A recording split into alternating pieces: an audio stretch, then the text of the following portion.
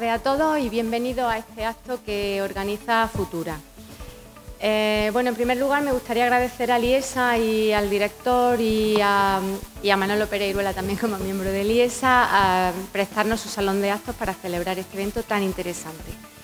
Bien, como seguramente todos habréis leído en la invitación a este acto, hoy vamos a hablar sobre el fraude fiscal.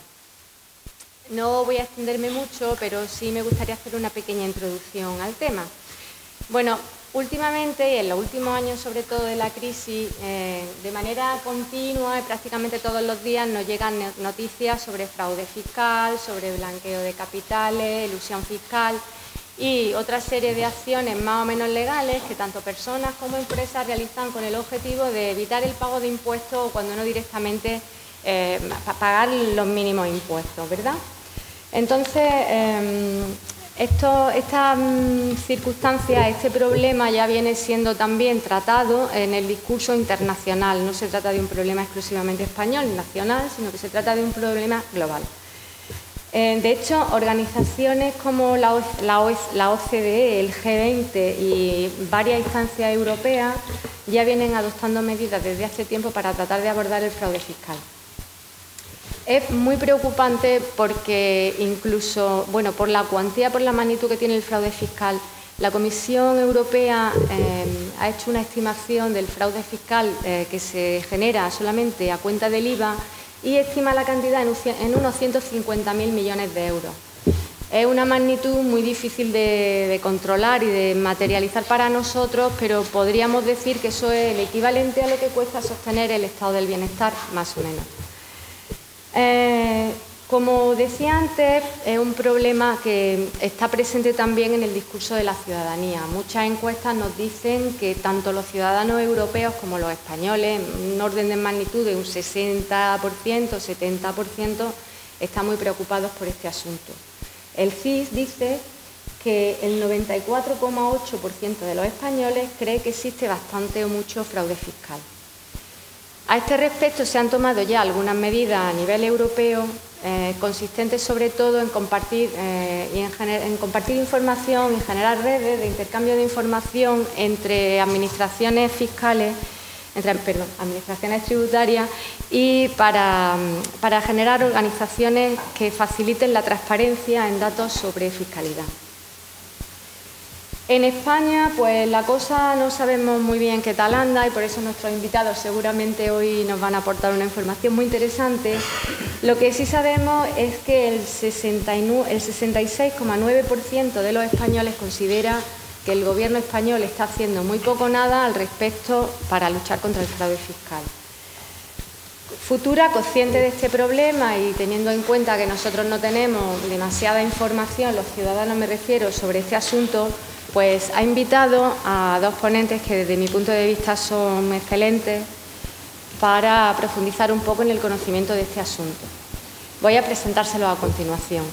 A mi derecha tengo a Carlos Cruzado, que es desde 2005 es presidente del Sindicato de Técnicos del Ministerio de Hacienda. Carlos es abogado de formación y funcionario del Ministerio de Hacienda desde hace 30 años. También ha desarrollado gran parte de su carrera profesional en la Intervención General de la Administración del Estado y en el Instituto de Contabilidad y Auditoría de Cuentas. Carlos, también todos vosotros seguramente lo conoceréis porque es una de las voces más autorizadas sobre análisis y política fiscal y económica y en los últimos años se ha convertido en una voz ahí un poco más alternativa y crítica en relación a las políticas que ha seguido el último gobierno de PSOE y PP y crítico en el sentido de tratar de generar una política fiscal más justa y más eficiente. Y a mi izquierda tengo a Francisco Lucena Gracia, que es licenciado en Derecho, es funcionario de carrera del Cuerpo Técnico de Gestión de la Hacienda Pública. Francisco es profesor asociado del Departamento de Economía Financiera y Contabilidad de la Universidad de Córdoba y es conferenciante habitual tanto en Andalucía como fuera de Andalucía en cursos, seminarios y jornadas técnicas. También es autor de varias publicaciones sobre contabilidad y fiscalidad en sociedades y personas físicas. Como veis, pues tenemos a dos invitados que controla muchísimo del tema. Bien, a continuación van a intervenir ellos en torno a unos 30 minutos aproximadamente y después abriremos un debate y ya iremos facilitando turno de palabra y debatimos sobre la cuestión, ¿vale? Venga, pues cuando quieras, Carlos. Vale, muy bien. Bueno, muchas gracias en primer lugar a los organizadores, a la Asociación Córdoba Futura. Sí, sí. ¿Se oye bien? Sí. Bueno, en primer lugar agradecer, decía, a la organización, a la Asociación Córdoba Futura, por la invitación y la oportunidad que nos da, que me brinda mi organización, AGESTA, de exponerles en esta media hora o en esta hora y media que tengamos después también con el debate, pues nuestras opiniones, que siempre intentan ser constructivas, nuestra crítica. Es cierto que hace tiempo que venimos haciendo esa crítica a este gobierno y a los anteriores en relación sobre todo con la falta, con la que entendemos falta de voluntad política para luchar contra el fraude. Una crítica siempre constructiva y es lo que voy a intentar, bueno, pues aportarles nuestra visión sobre la situación en España, ¿no? He traído una pequeña o larga presentación que, bueno, con la media hora intentaré pasarla lo más rápido posible.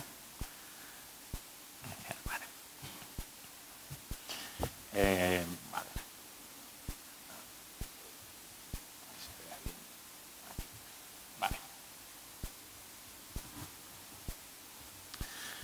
Me gusta empezar citando muchas veces a Oxfam Intermón, esta organización que nos sorprende cada cierto tiempo, cada poco tiempo, con informes que son muy atinados, desde luego últimamente en materia fiscal, hablando de paraísos fiscales, del problema de la ilusión de las grandes transnacionales. Y bueno, yo les recomiendo que si no lo han leído, pues lean este informe, que es de hace ya unos meses, que da tanto tienes, tanto pagas, ¿no? Es un informe en el que se concluía con 3 recomendaciones que me gusta destacarlas porque desde nuestro punto de vista son justo los 3 problemas que en este momento tendría nuestro sistema tributario. El problema de suficiencia, y ahora vamos a ver por qué, no se está recaudando lo suficiente para mantener o mejorar incluso el estado de bienestar que establece nuestra Constitución. Por otro lado, el problema de la falta de equidad del sistema, no es todo lo justo que debiera, que desde luego la Constitución en su artículo 31, ahora lo veremos, nos dice cómo debería de ser el sistema tributario. Y por último, el problema del fraude fiscal y la economía sumergida, que en España, pues luego veremos las cifras, desde luego nos coloca en ese triste ranking de los países europeos de nuestro entorno. En la Unión Europea 15, según pues múltiples informes, no solo los de Gesta, estaríamos pues después de Grecia pues ocupando ese segundo puesto junto con Italia, ¿no? En este sentido, y hablando de la falta de suficiencia, precisamente el pasado jueves la Eurostat, el órgano estadístico de la Unión Europea, pues nos daba el dato del año 2016 de presión fiscal de los países de la Unión. España está en un 34,1% de presión fiscal, que como saben es la relación que hay entre los ingresos tributarios totales, incluyendo las cotizaciones sociales y el Producto Interior Bruto. Bueno, se puede criticar este índice, pero en todo caso es un índice que nos sirve de referencia y nos sirve para hacer comparaciones a nivel internacional, ¿no? España estaba en 2016, que es el último dato que, como digo, lo saca Eurostat la semana pasada, en el 34,1% del PIB. La media de la Unión 28 es el 40% y si nos fijamos en la zona euro, la media estaría en el 41,3. Como vemos, pues estamos casi 6 puntos, 5 puntos con 9, por debajo de esa media de la Unión Europea, que recuerdo que es la media que incluye a los 28 países, no solo la Unión Europea 15, sino muchos países que se han integrado posteriormente y que en muchos de ellos, antiguos países del este de Europa, pues tienen sistemas tributarios que no serían tan homologables a los de la Europa occidental, ¿no? En ese ranking que se publicaba la semana pasada, ocupamos el puesto 20 en nivel de presión fiscal y, como ven, estamos mucho más cerca de los 3 países que ocupan en los últimos puestos que de los primeros, ¿no? Irlanda, desde el año 2015, pues es una rara avis porque el problema de su baja presión fiscal es que a partir de 2015 se incrementó el Producto Interior Bruto pues en cerca de un 30% como consecuencia de esa política fiscal que practica Irlanda y que atrajo en el año 2015 pues tantas transnacionales mundiales que establecieron su residencia allí, no solo su residencia, sino sus activos, que en muchos casos son patentes, en otros pues compañías aéreas de taxis, aviones taxi, ¿no? que establecieron allí sus activos, y esto hizo que Irlanda en el año 2015 subiera casi un 30% su PIB, con lo cual la presión fiscal pues se reduce como consecuencia de esa relación, ¿no? Bueno, este es un cuadro para hacernos una idea de cómo ha sido históricamente ese diferencial. En el año 2007, que es el año de máxima recaudación en España, al que, según el ministro Montoro, este año o el año que viene ya nos vamos a acercar en recaudación. Llevamos una década con una recaudación inferior, bastante inferior a la del año 2007. Pues aún en 2007 teníamos 2 puntos, estábamos 2 puntos por debajo de la media de la Unión Europea. Bueno, en el último año, con el último dato, el estar en la media europea nos supondría pues, el recaudar casi 66.000 millones más al año, ¿no? Es un pellizco. Por último, bueno, quería también traer el dato que también daba la semana pasada la Unión Europea, Eurostat, en este caso referido al año 2015, sobre el gasto público, lo que demuestra que en España el problema que tenemos no es tanto de gasto, como desde algunos sectores se ha pretendido hacer patente, sino de ingreso. Tenemos un problema de ingreso claro. En gasto público pues estamos 5 puntos por debajo de la media de la Unión Europea, y precisamente el viernes pasado se publicaba el diferencial, o se publicaban los datos de gasto social. Y este dato lo que nos dice es que España dedica menos de un 25% del PIB, el 24,7% del PIB, al gasto social, frente al 29% de la media de la Unión Europea. Lo vemos en este cuadro que se publicaba el viernes pasado. Pues estamos ahí en ese diferencial de más de 4 puntos en gasto social. Solamente en prestaciones por desempleo, por razones obvias, y en intereses de la deuda, son los 2 únicos capítulos en los que bueno, pues no estamos en la cola de los países de la Unión, de la UE 15, porque estamos detrás de todos ellos. Para hacernos una idea también de esa caída de los ingresos que hubo desde el año 2007, pues aquí están año por año los ingresos en función de los impuestos principales estatales, y ahí vemos cómo en 2016 ya estamos al nivel prácticamente en el impuesto sobre la renta del año 2007, en IVA lo hemos superado, en impuestos especiales y en otros tributos estamos igual, pero tenemos un problema en sociedades, donde todavía después de una década pues estamos en menos del 50% de lo que recaudábamos en el año 2007, ¿no? En ingresos totales estamos todavía a 14.000 millones por debajo. Este año se espera alcanzar esa cifra o superarla de los 200.000 del año 2007.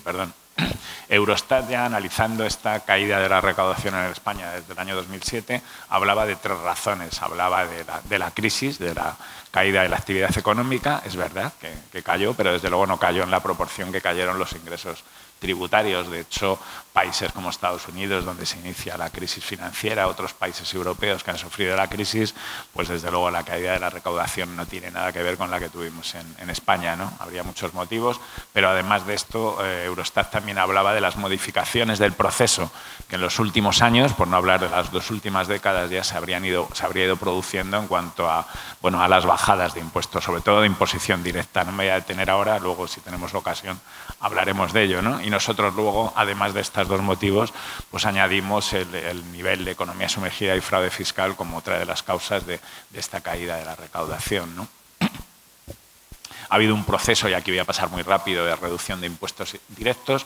Ha ocurrido en todo el mundo, ha ocurrido en Europa, y desde luego en España se ha seguido esa línea desde finales de los años 70, principios de los 80, con Thatcher en Reino Unido y con Reagan en Estados Unidos. Se empieza a producir este proceso de caída de la imposición directa con el pretexto de que la progresividad pues, reduce el crecimiento. Esto es algo que ha puesto en duda el Fondo Monetario Internacional hace tan solo 2 o 3 semanas, que publicaba su último monitor fiscal, y donde bueno, lo que nos dice es que esa evidencia no es tal. No es cierto que la progresividad de los sistemas fiscales vaya contra el crecimiento económico, no es cierto que suponga un freno al crecimiento económico.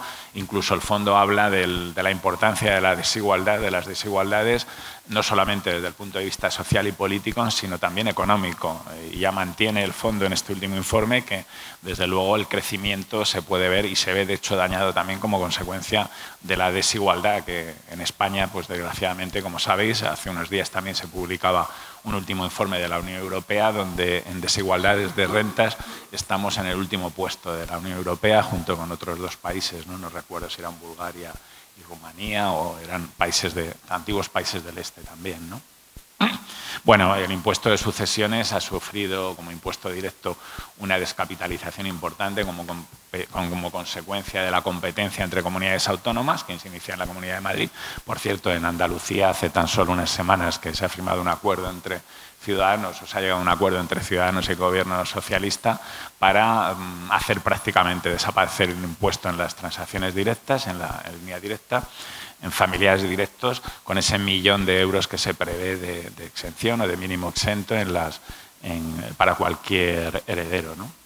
Bueno, esto es algo que choca, y me voy a detener un segundo por la importancia que tiene en la Comunidad de Andalucía este tema, que durante meses ha venido pues acarreando polémicas en los medios, incluso manifestaciones en las calles, donde quizá mucha gente, desconociendo la realidad de la afectación del impuesto, pues se han llegado a manifestar personas que nunca van a pagar el impuesto de sucesiones en pequeñas herencias y que, sin embargo, pues se han sumado a esa ola de hablar de un impuesto injusto y demás, ¿no?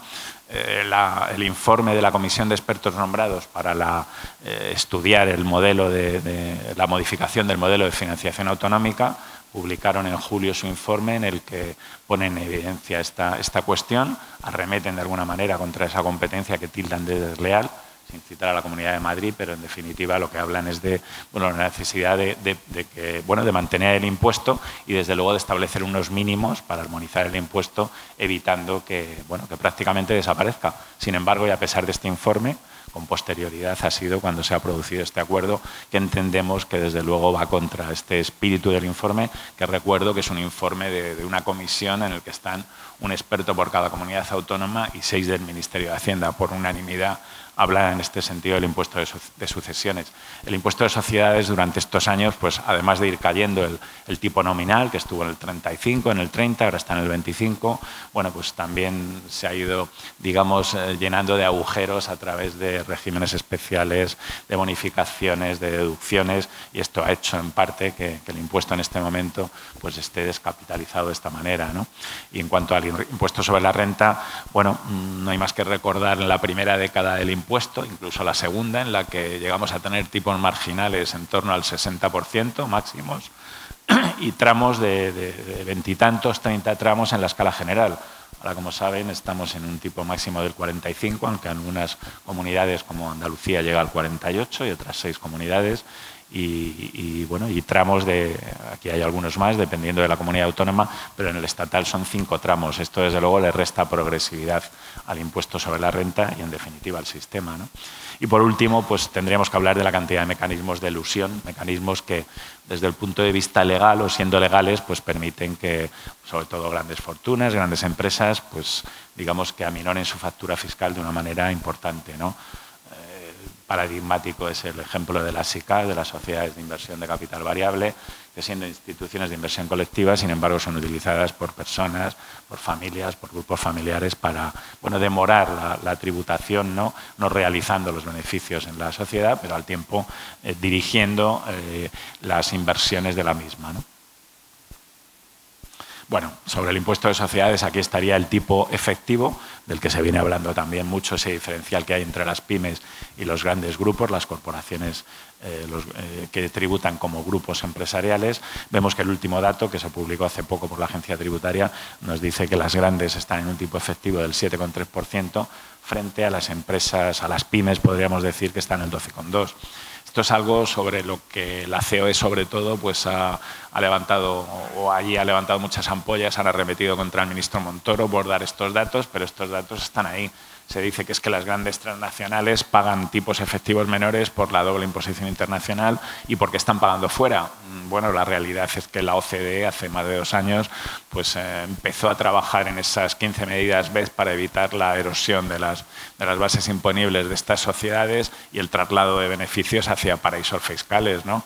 Luego, esto parece que el problema no es que paguen fuera, sino que no pagan ni fuera ni dentro. Lo hemos visto tantas veces en los medios, cuando vemos las grandes tecnológicas, cuando vemos empresas como Apple, que bueno, por todos los sitios vemos sus caros móviles y sus portátiles, y sin embargo pues los impuestos que pagan en España son escasos, ¿no? Bueno, este es un ejercicio que hicimos desde mi organización de analizar cada año la pérdida de recaudación con respecto al año 2007, cuando se empieza a desmoronar la recaudación, ir sumando año a año el acumulado y el final pues es que de los 200, casi 300.000 millones que se habrían perdido en los grandes impuestos, tomando como referencia el 2007, la gran tajada, 220.000 millones corresponderían al impuesto de sociedades, ¿no? Bueno, esta es una tarta que me gusta siempre repetir, ¿no? Para ver cuál es la capacidad del impuesto sobre la renta dentro del sistema tributario, ¿no? Aporta el 40% del total de los tributos, de los grandes tributos estatales, el IVA el 33%, el resto, impuestos especiales, consumo y demás, el 16%, y sociedades tan solo el 11%, ¿no? Y luego dentro del impuesto sobre la renta, esto es algo que se repite casi milimétricamente año tras año.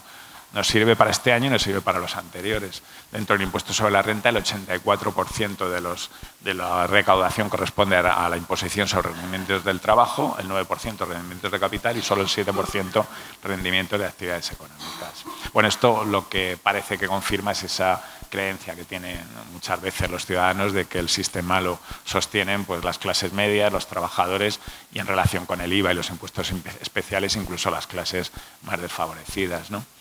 Y ya entrando ya pasando del tema de la suficiencia al tema de la equidad del sistema, bueno, la última encuesta del CIS, el último barómetro del año pasado del CIS, nos dice que casi el 90% de los ciudadanos piensan que el sistema no es justo, que no paga más quien más tiene, ¿no? Y desgraciadamente, si analizamos, como vamos a hacer muy rápido ahora, los principios del artículo 31.1 de nuestra Constitución, pues parece que están en la razón de ello, ¿no? El artículo 31.1 pues establece el principio de generalidad, capacidad económica, igualdad y progresividad.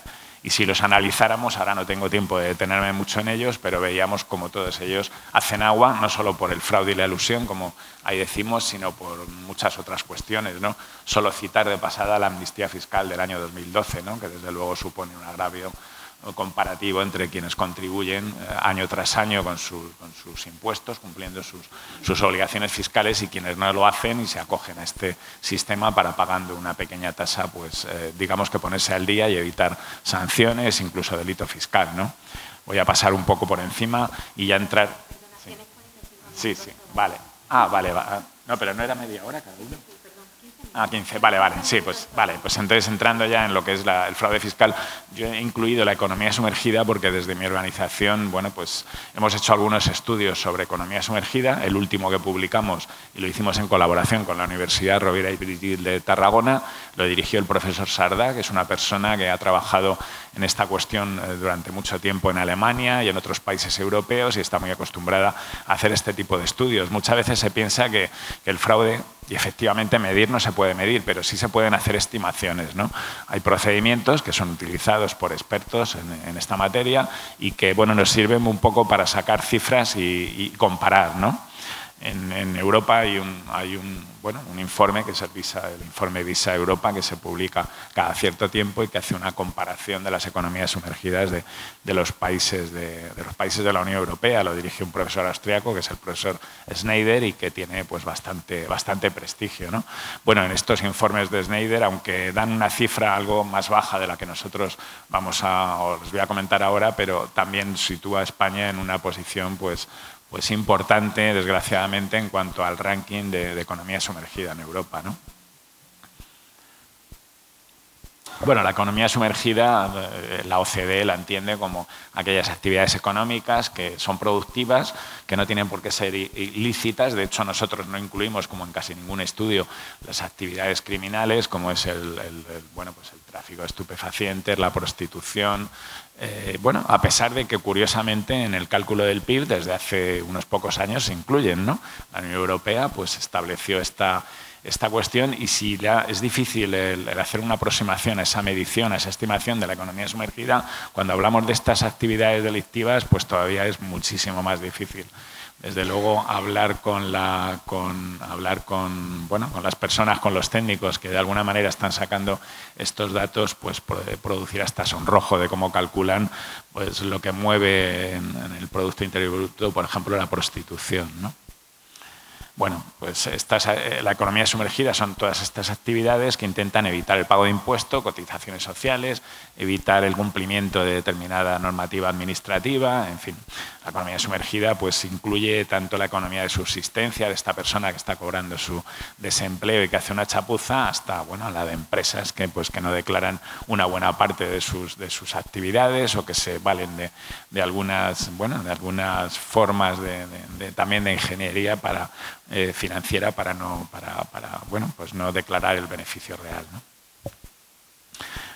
Dos conceptos: elusión fiscal, evasión fiscal. Elusión es esa forma de reducir la factura fiscal dentro de la ley, entre comillas, ¿no? Digo entre comillas porque la evasión sí que es claramente un incumplimiento de una norma, pero el problema es que entre la elusión y la evasión a veces hay una línea que lo separa tan fina que, bueno, lo vemos en muchos casos. Estos futbolistas que ahora están en los medios, ¿no?, con tantos delitos fiscales, o muchas empresas, ¿no?, en las que los asesores, pues jugando a intentar reducir esa factura, pues a veces dan ese paso y ya superan lo que es elusión y ya entran dentro del incumplimiento normativo, ¿no?, de la evasión fiscal, ¿no? Bueno, aquí he puesto una serie de informes desde principios de los años 2000, 2002, informes en España donde bueno, se analizaba, se acercaba al fenómeno de la economía sumergida y lo que vemos es que en todos pues la horquilla es muy parecida, entre el 20 y el 25%, ¿no? Incluso uno de los últimos, del profesor Santos Ruesga, un profesor de la Universidad Complutense, y Carbajo, que es un inspector de Hacienda, pues llegan a cifrarlo en el 28%, ¿no? Hay un informe importante del IMD, que es una escuela de negocios pues muy acreditada a nivel mundial en Estados Unidos, donde hace un ranking de países en función del efecto nocivo que tiene la economía sumergida y el fraude fiscal en sus economías. Y desde luego a nosotros pues nos deja siempre en muy mal lugar, ¿no? El último que cogí pues nos situaba en el puesto 51 de 59 países, ¿no? Bueno, y ya entrando en el informe de Gesta sobre la economía sumergida, la cifra que concluíamos a nivel estatal es que era una cantidad equivalente a casi una cuarta parte del PIB, al 24,6% del PIB. Esto con el PIB del último año pues supone 275.000 millones que no estarían fuera del control, ¿no?, de Hacienda y de la Seguridad Social. Superamos en 10 puntos a la mayoría de los países de nuestro entorno en base a estos datos de Schneider a los que antes me refería, y reduciendo ese diferencial pues recaudaríamos cerca de 40.000 millones de euros, ¿no? Esto no es fácil, claro, pero desde luego si no empezamos a plantearnos la necesidad y los medios para modificar esta situación, pues nunca llegaremos a ello, ¿no? Esto no se conseguiría en un año ni en dos, pero a medio plazo se puede, bueno, con una serie de medidas que nosotros al final voy a exponer sobre las propuestas de Gesta, ¿no? Para haceros una idea de esos 40.000 millones, pues 32.000, algo más de 32.000, eran los intereses de la deuda en los presupuestos del año 2017, con toda la bajada de intereses y todo lo que hemos tenido, ¿no? Bueno, por comunidades autónomas, pues Extremadura la encabeza y en segundo lugar está Andalucía, con un 29,2 por encima de esa media del 24,6. Córdoba, porque también hacemos un desglose por provincias, pues está en el 30,6. Después de Almería y Granada, a nivel de comunidad autónoma, sería la tercera provincia con mayor economía sumergida, ¿no? Los gobiernos miran para otro lado, claro, no solo Montoro, que está ahí, sino también los anteriores, ¿no? ¿Y por qué no han encargado nunca, ¿no?, como nosotros venimos planteando, informes sobre economía sumergida? El Instituto de Estudios Fiscales es un organismo del Ministerio de Hacienda que tiene capacidad y formación y gente suficiente para hacer este trabajo, que nos diera una idea, una aproximación por sectores, por territorios, por impuestos, de dónde nos estamos moviendo, ¿no? Bueno, está Celestino Corbacho, que ya hace años que no es ministro, pero que es el único que en su momento pues habló públicamente de la economía sumergida, citándola en alrededor del 20% del PIB. Rápidamente la entonces ministra de Hacienda, Salgado, salió a decir que aquí el único fraude que había era el que detectaba la agencia tributaria, ¿no? Que ha sido un discurso que se ha mantenido durante mucho tiempo. Afortunadamente ya no, ¿no? ¿Por qué miran para otro lado? Bueno, pues hay una serie de causas, ¿no? La agencia tributaria pues cada año pues nos habla de sus resultados y los presenta como históricos. Si vais a la hemeroteca veréis que cada año se presentan como históricos los resultados, pero en realidad si los comparamos con las cifras de los informes, no solo el de Gesta, sino el de los otros que estaba citando, pues veremos que en los años de máxima recaudación no se llega ni al 20% de lo que sería el fraude responsable de la economía sumergida, ¿no? Bueno, Durante mucho tiempo se ha hablado de esa economía sumergida, cuando se hablaba de la economía de subsistencia, como la causa de que no hubiera revueltas sociales a pesar de llegar a esas cifras de desempleo del 24 o del 26% que hemos llegado a tener, ¿no? Y que en Andalucía pues tenemos todavía hoy por encima de ese 16-18%, ¿no? En el que estamos ahora. Desde algunos sectores se ha mantenido y se mantiene, sectores más liberales, que bueno, el incremento del fraude y el fraude en España, en la economía sumergida, es fruto de una gran presión fiscal, ¿no? Bueno, antes hemos visto ya la comparativa a nivel europeo y vemos que esto no es así. Pero es que nosotros, además, en nuestro informe hacemos un estudio de los países de la OCDE y vemos que no solo en Europa, sino a nivel de OCDE, los países más desarrollados, los países con menos economía sumergida, tienen más presión fiscal. Ya veíamos antes que estamos en Europa en el puesto 20. La mayoría de los países que están por encima de nosotros, pues desde luego tienen menos economía sumergida. Luego esa ecuación parece que no se da, ¿no? Más bien estaría relacionado el nivel de economía sumergida y de fraude con el nivel de control fiscal y con el nivel de conciencia de responsabilidad fiscal de los ciudadanos, ¿no? Bueno, voy a pasar rápido para no entretenerme mucho. Aquí tenía varios diagramas donde se ve pues, el nivel de economía sumergida de los países de la OCDE relacionado con el índice de bienestar que establece la ONU en función de 3 parámetros: educación, esperanza de vida y PIB per cápita, ¿no? Ahí vemos que los países más desarrollados, con mejores índices de desarrollo humano, pues tienen menos nivel de economía sumergida, ¿no? Nosotros estamos ahí en un espacio intermedio y peligrosamente saliendo, ¿no? del mejor grupo, ¿no? Bueno, esto eran cuadros en los que comparaba países en relación con la imposición directa y la economía sumergida y la indirecta, pero lo voy a pasar, ¿no? Un grave problema de moralidad. En España tenemos un nivel de conciencia fiscal muy bajo si nos comparamos con el resto de Europa, con Estados Unidos. Muchas veces se dice que somos pícaros, que es un tema de que somos meridionales, somos mediterráneos. Bueno, nada de esto, ¿no? Desde luego, desde nuestro punto de vista, esto está relacionado con la trayectoria democrática, ¿no? Bueno, hay que recordar que en España hasta hace 3-4 años no teníamos ley de transparencia o leyes de transparencia en comunidades autónomas, mientras que en el resto de Europa llevan décadas, ¿no? con la transparencia. Los españoles, desgraciadamente, no hemos seguido durante años. Ahora con la crisis empieza a cambiar, pero no hemos seguido el desarrollo del proceso presupuestario. En otros países, sobre todo en los anglosajones, la gente está muy atenta, ¿no? en los medios de comunicación, en la prensa, para hacer ese seguimiento y ver dónde van a parar los impuestos que pagan, ¿no? En España, pues desgraciadamente hemos tenido conciencia o hemos pensado que los gestores han despilfarrado demasiado cuando no han caído en la corrupción, ¿no? Cosa que, bueno, pues desgraciadamente en los últimos años vamos viendo con demasiada frecuencia, ¿no? Estaba viendo el último barómetro que publica el Instituto de Estudios Fiscales, hace un barómetro fiscal y bueno, nos dice que una tercera parte de los ciudadanos todavía justifican de alguna manera el fraude fiscal por diversos motivos. Yo me he fijado y me ha llamado la atención este cuadro en el cual la gente que justifica se ve el porcentaje en función de edades, ¿no? Y vemos que el mayor porcentaje es el de los jóvenes, de 18 a 24 años, ¿no? Con lo cual algo está fallando, ¿no? Y seguramente la necesidad de establecer en los planes educativos pues esa educación para la ciudadanía, que en definitiva englobaría esta educación tributaria, pues seguramente tiene algo que ver con esto, ¿no?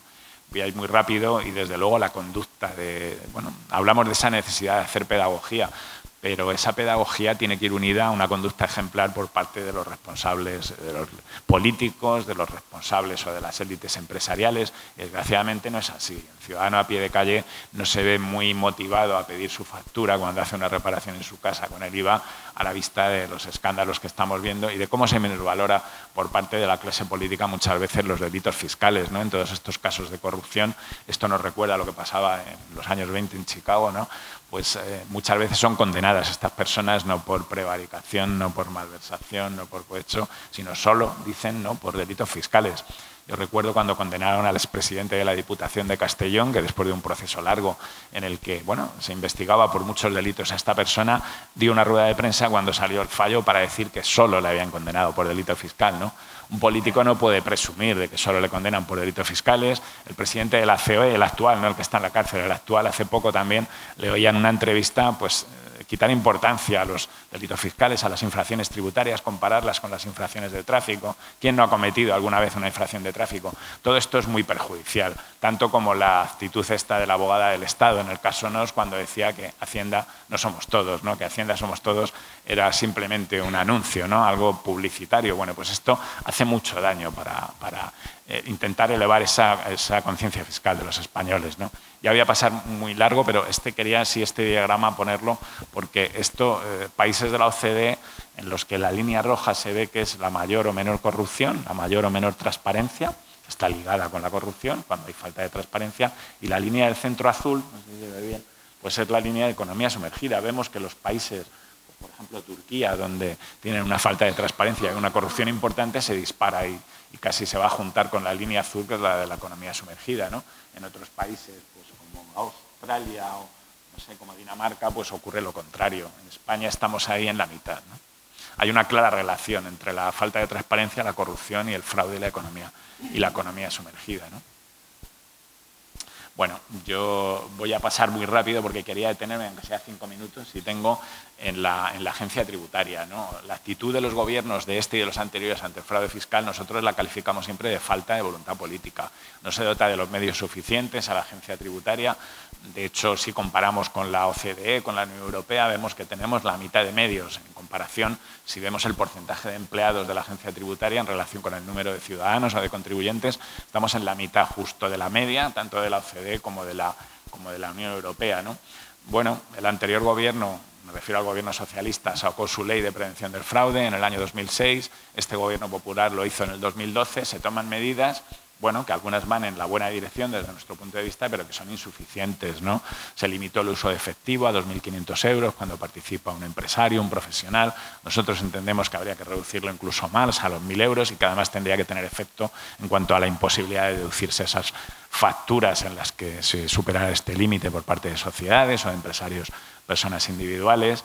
Bueno, limitar el régimen de módulos siempre es muy polémico, pero es algo inevitable. Se ha hecho, aunque se sigue bueno, transitoriamente manteniendo el límite anterior, ¿no? La declaración de bienes en el extranjero, esta de la que presume tanto Montoro, que según él ha hecho aflorar tantos millones de euros, pues esto, si lo analizamos un poquito, nos damos cuenta de que una buena parte de esas declaraciones corresponden a la cantidad de extranjeros, sobre todo de los países de Centro Europa y nórdicos, que viven en España, ¿no? Y que tienen sus patrimonios, sus bienes en sus países y que no están incumpliendo nada. Ahora declaran y aparecen ahí unos bienes que, sumados, pues parece que han aflorado, pero esto no es así, ¿no? Y luego ya, por último, me quería referir al Código Penal, ¿no? Y a la responsabilidad penal en los delitos fiscales, que desgraciadamente pues los ciudadanos lo que perciben es que muchas veces las penas que se imponen son muy leves, ¿no? De hecho, poca gente por delito fiscal condenada acaba en prisión, tienen penas inferiores a los 2 años, que como saben en principio y sin antecedentes suponen el no entrar casi con seguridad en la cárcel, ¿no? Y esto a pesar de que el delito contempla penas de hasta 5 y 6 años para los delitos agravados. Se dan demasiadas oportunidades al defraudador para reconocer el delito, pagar y entonces ver minorada su pena de una manera importante, ¿no? Y luego, por último ya, la agencia tributaria, pues tal y como está diseñada, está sobre todo poniendo el peso sobre la gestión y sobre el control de la gente de la que tiene datos, ¿no? De perceptores de rendimientos de trabajo, de algunos autónomos, de pequeñas empresas, pero lo que está fallando es en la investigación de las bases no declaradas. Los medios que dedica la inspección pues son muy pocos en relación con el total, ¿no? Y desde luego en lo que se refiere a la investigación de grandes bolsas de fraude, que desde nuestro punto de vista y de acuerdo con los datos que tenemos están en grandes empresas y en grandes fortunas, pues los medios son escasos. El 80% de los efectivos pues nos dedicamos sobre todo a ese control de pequeños contribuyentes, ¿no? Luego, actuaciones puntuales de la agencia tributaria. Ya no me voy a entretener. Luego en el debate si podemos hablar de la actitud ante la lista Falciani, esta lista del banco HSBC en Ginebra, que hizo que, bueno, en España llegara esa lista y que la agencia tributaria no abriera inspecciones a estas personas, entre las que estaba la familia Botín al completo, sino que les dio una segunda oportunidad para regularizar, que es lo que hicieron, como voluntariamente pues aportaron la familia Botín más de 200 millones de euros por los impuestos que no habían pagado correspondientes a los intereses y a los rendimientos de ese capital que se estima en 2.000 millones que estaba en el banco HSBC en Ginebra, ¿no? Bueno, hablar del caso Nos y de los escándalos, ¿no?, que surgieron en torno al mismo, pues podemos hacerlo luego. la ONIF, el informe de las donaciones ilegales a los partidos en la ONIF, la Delegación Central de Grandes Contribuyentes y el caso Cemex, que salió también a los medios y que se llevó a unos cuantos inspectores a los que cesaron como consecuencia de no rebajar una sanción que se pretendía. Bueno, lo cierto es que la agencia tributaria, caso Malaya en Marbella, caso Pujol, familia Pujol, HSBC, papeles de Panamá, son tantos casos que vemos en los que la agencia tributaria no actúa sino después, digamos que son casos que salen como consecuencia de denuncias, de actuaciones policiales, y entonces sí, la agencia tributaria colabora con la justicia, también de aquella manera. Luego podemos hablar un poco sobre el tema de los peritos judiciales. Y bueno, hay una realidad, y es que hay un descenso de las denuncias por delito fiscal tremendo en los últimos años, ¿no? Aquí lo tenéis, desde el año 2011, que llegó a haber 1.014 denuncias. El último dato que se ha publicado hace unas semanas en relación con el año 2016 es que son solo 200 denuncias, 226 denuncias. Esto no casa pues, con el ambiente, ¿no?, en el que nos estamos moviendo y que vemos en los medios en relación con la corrupción y con la cantidad de delitos fiscales, ¿no? Y luego hay otro tema, y ya acabo con esto, es que bueno, la agencia tributaria tiene que depurar su forma de actuar. Desde luego tiene que contar más con los técnicos, que entendemos que en muchos casos bueno, pues estamos desaprovechados, y en este sentido pues hay un dato, y es que los tribunales económico-administrativos y luego los tribunales de justicia, cuando no se anulan por parte de los primeros, pues anulan el 50% de las liquidaciones que se recurren de la agencia tributaria, ¿no? Algo está fallando y desde luego hay que corregirlo, ¿no? Bueno, aquí estaban las propuestas de gesta, acabo muy rápido ya. Necesitaríamos conocer la dimensión del fraude, hacer esos informes oficiales sobre economía sumergida y fraude, campañas de concienciación ciudadana, pero acompañadas de esa pedagogía y de ese ejemplo por parte de las élites, una reforma fiscal que dé mayor equidad al sistema, desde luego más medios para la agencia tributaria. En España hay 1.928 contribuyentes por cada empleado de la agencia, frente a los 860 de Francia, 729 de Alemania. Tenemos una falta de medios importante, ¿no? Una lucha contra el fraude realista, estableciendo pues, objetivos que se puedan cumplir, y luego coordinación real entre la agencia tributaria y las administraciones tributarias de las comunidades autónomas, que en principio sobre el papel funciona. Hay incluso órganos creados para llevar adelante esta coordinación, pero la realidad es que bueno, no es muy efectiva esta coordinación, ¿no? Bueno, y con esto yo creo que ya acabamos y más adelante en el debate podremos hablar de otros temas. Vale, gracias.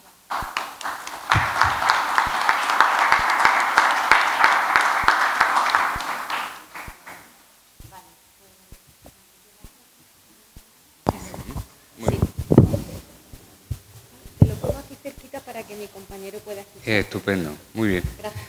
Pues nada, muy buenas noches ya. Agradecido a la Asociación Córdoba Futura en invitarme a esta ponencia, a este rato de compartir con vosotros, si me permitís el tuteo, la posibilidad de comentar un poquito de qué forma actúa la agencia tributaria. Ya Carlos nos ha planteado y nos ha puesto un punto de vista de en qué circunstancias nos encontramos, participamos de la misma empresa y todos sufrimos porque todos somos administrados y todos somos contribuyentes. Entonces, el punto de vista y sobre todo el planteamiento que yo os quiero plantear a continuación es distinto. Es la misma realidad, pero digamos sí un poquito bajada más a lo que nos rodea. Bien. Primero, el primer punto que os voy a comentar es casi muy cercano a lo que ha comentado hace un poquito Carlos, es nuestra empresa. Fijaos que la agencia tributaria tiene más o menos un total de unos 25.000 empleados, mientras que Francia no, digamos, duplica, sino quintuplica, y Alemania tiene 110.000 funcionarios dedicados contra el fraude fiscal. De esos 25.000 funcionarios que estamos en la agencia tributaria, sobre los 2.000 pocos estamos destinados a la inspección de Hacienda. Si eso lo dividimos entre empresas, contribuyentes y también, como bien decía Carlos, a unos niveles, pues lógicamente hay muchas empresas que nunca serán inspeccionadas, nunca serán comprobadas y lógicamente los medios no son suficientes. ¿De acuerdo?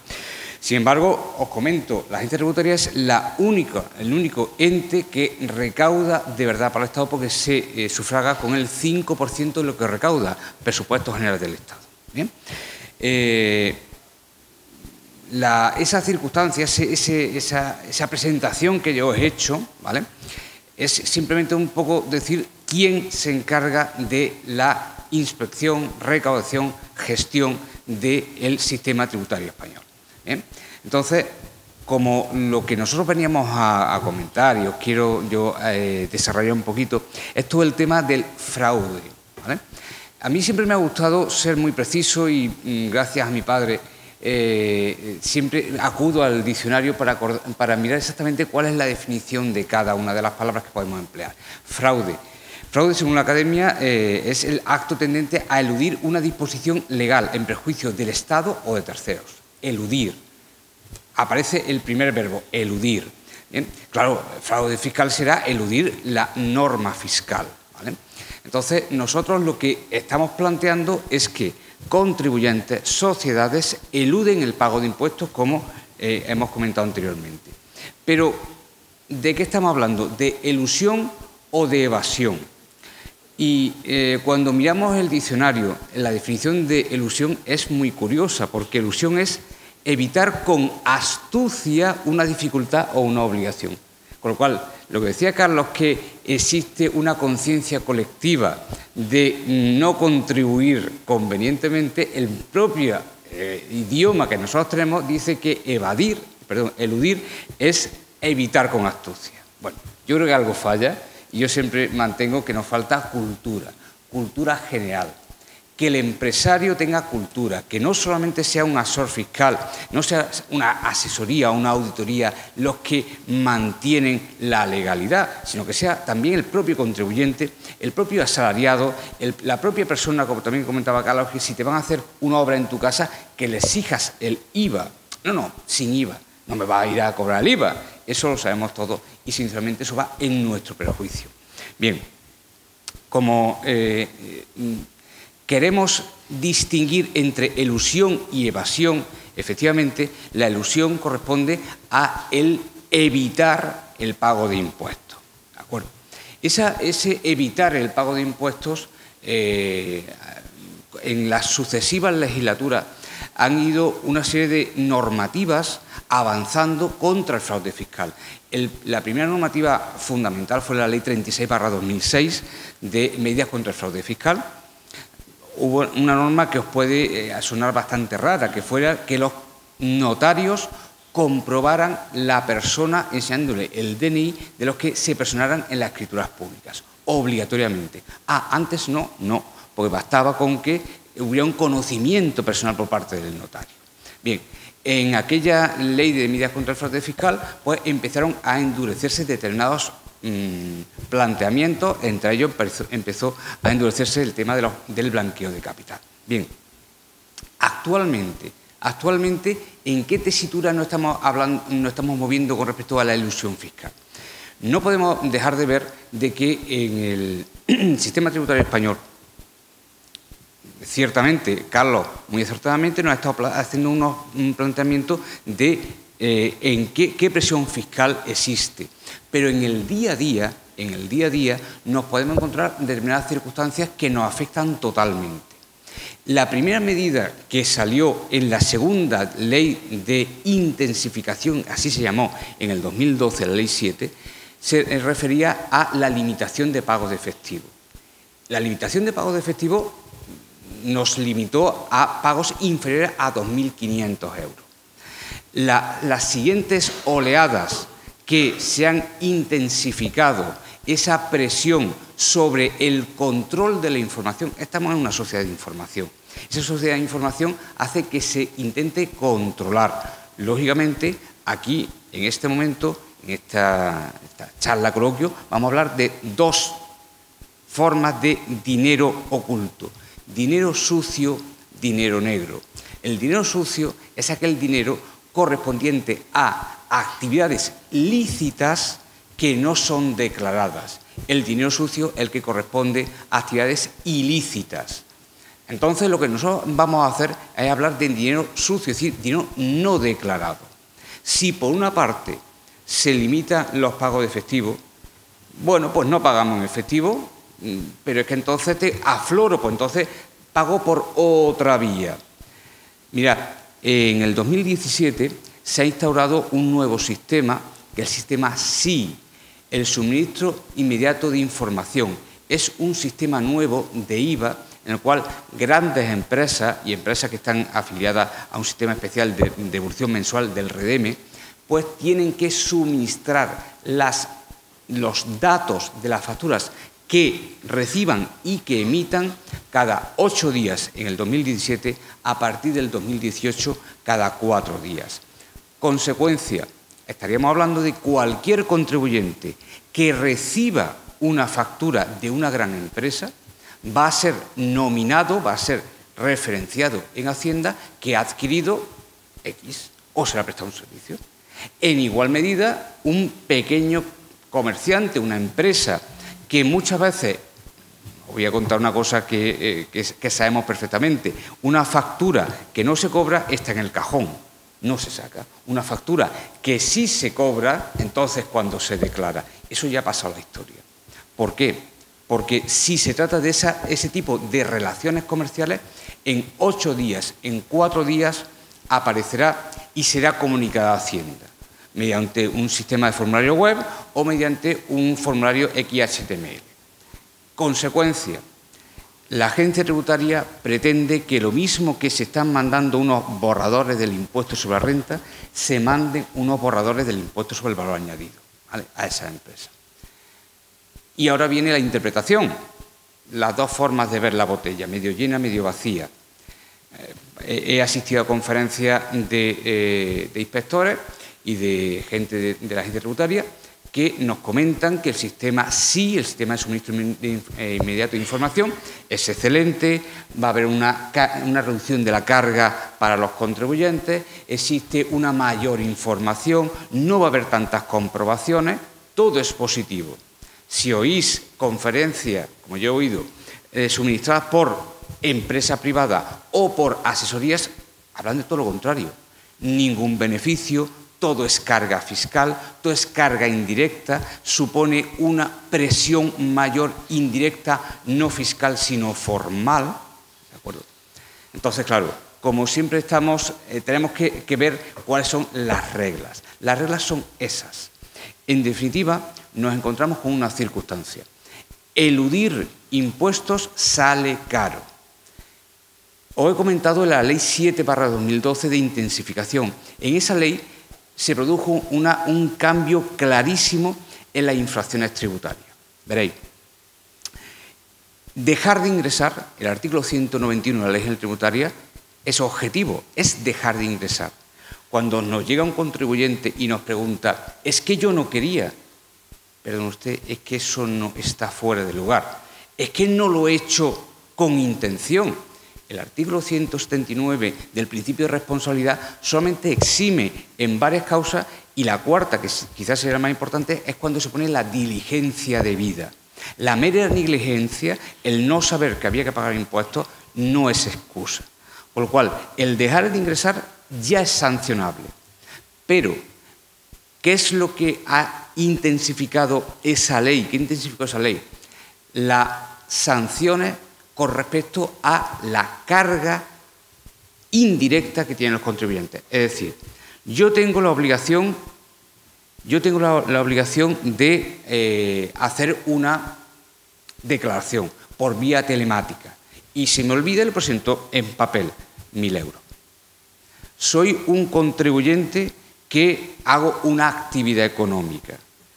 El artículo 203, resistencia, obstrucción exclusiva o negativa a la actuación de la Administración. Me habla de lo siguiente: si yo no aporto contabilidad, si yo no dejo entrar en mi finca, en la finca me refiero donde se realiza la actividad, o no me persono, la sanción puede llegar a 600.000 euros, con un mínimo de 20.000 euros por año.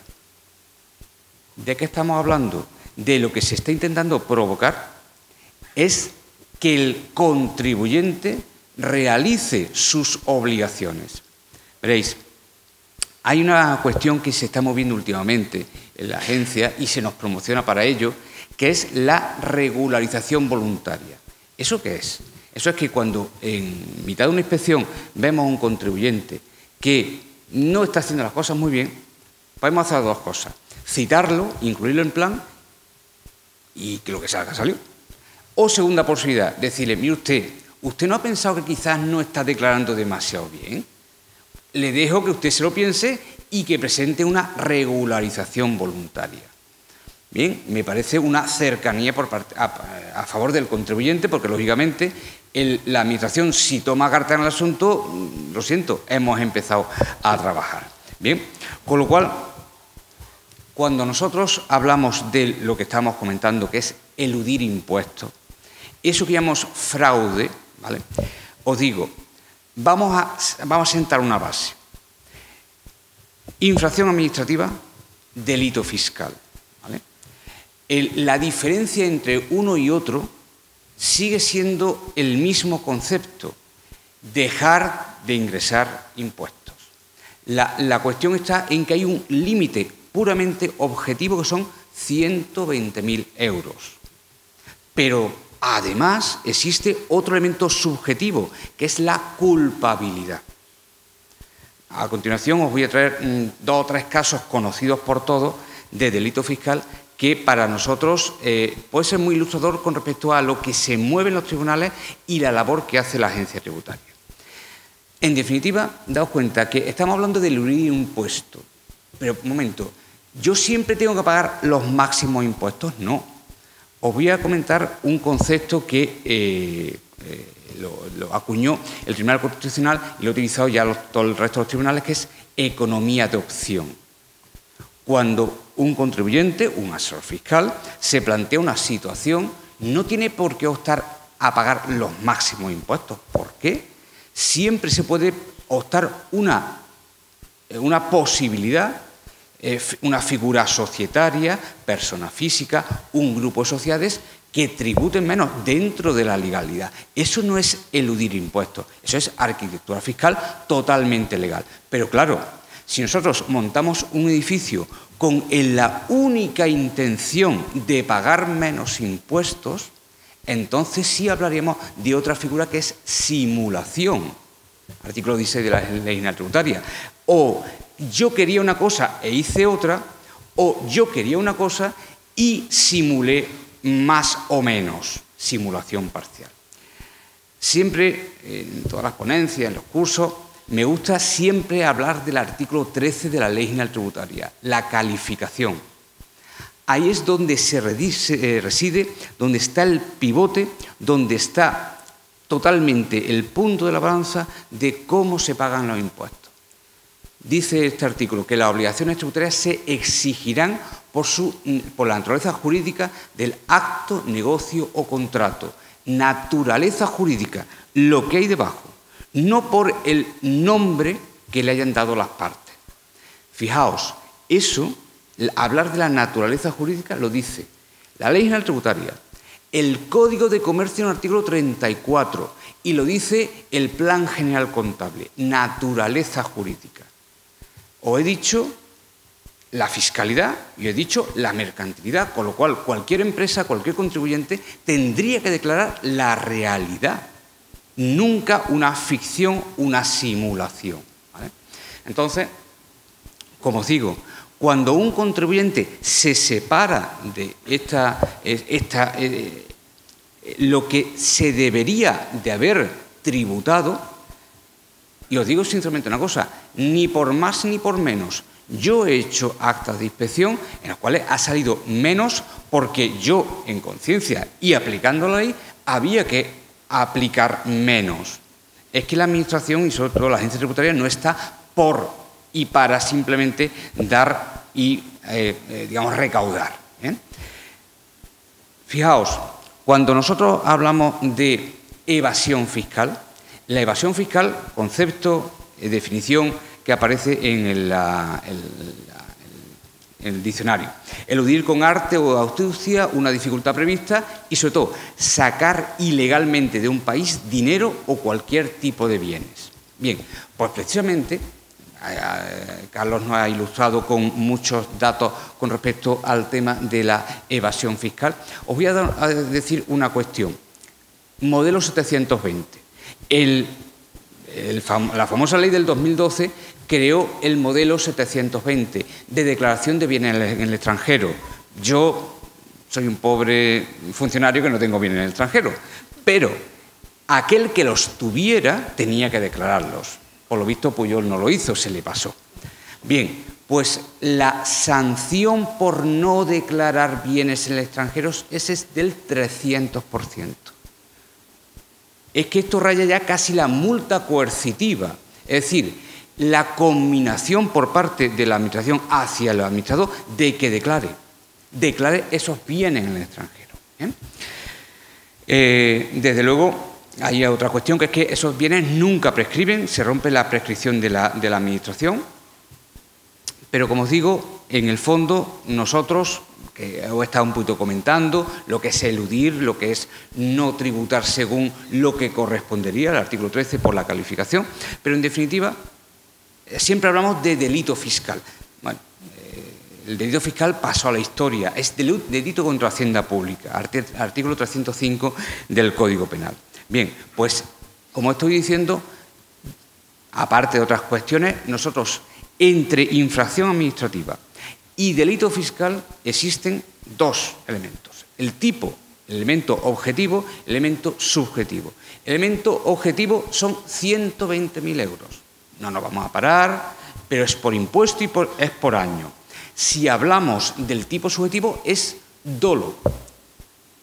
Actuar a sabiendas de no querer pagar impuestos, ¿vale? Os voy a traer como ejemplos para que, ciertamente, lo ha comentado un poco Carlos, la bajada de delitos fiscales en los últimos años es preocupante. En el año 2015 fueron 341 y en el año 2016 226. Ese es el informe que aparece en la Agencia Tributaria del 2016. Bien. Os voy a traer una sentencia de la Audiencia de Córdoba de Rafael Gómez. Vamos a ver.